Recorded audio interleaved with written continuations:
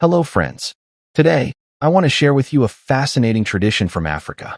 In many communities, parents often send their children to the neighbors every few days, sometimes to borrow a little sugar, sometimes just salt. And here's the surprising part. Even children from wealthy families do this. Why? The reason is beautiful, and I'll reveal it to you shortly. But first, let me take you to London, to a true story that shocked the entire city. In January 2006, it made headlines around the world. Several documentaries were even made about it. This is the story of Joyce Vincent. Joyce lived in a rented apartment. Her landlord had been worried for a long time because she had stopped paying rent. At first, he waited patiently, hoping she would return. But as the months passed, his concern grew. Eventually, he turned to the court. Legal notices were sent, but Joyce never responded. Almost 3 years passed this way. Finally, in January 2006, the court allowed officials to break into her apartment. What they found inside was beyond imagination. On the sofa, facing the TV, sat a skeleton. The television was still playing BBC One. Unopened bills were piled high under the door. Christmas gifts and cards were lying at the entrance. Dirty dishes sat in the sink, untouched for years.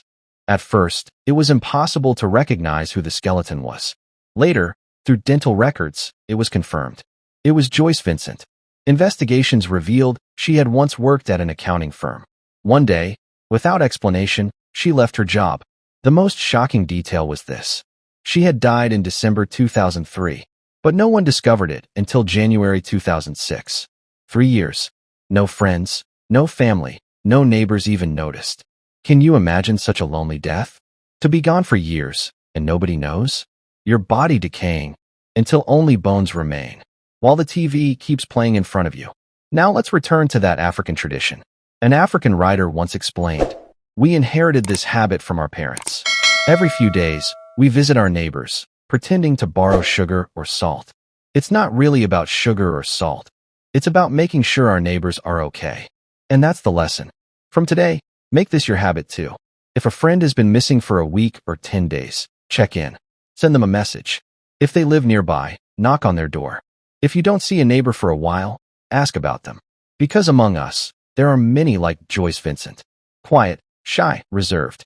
People with only a small circle of friends. People who may starve rather than ask for help. So let's care for each other. Let's make kindness and community a habit.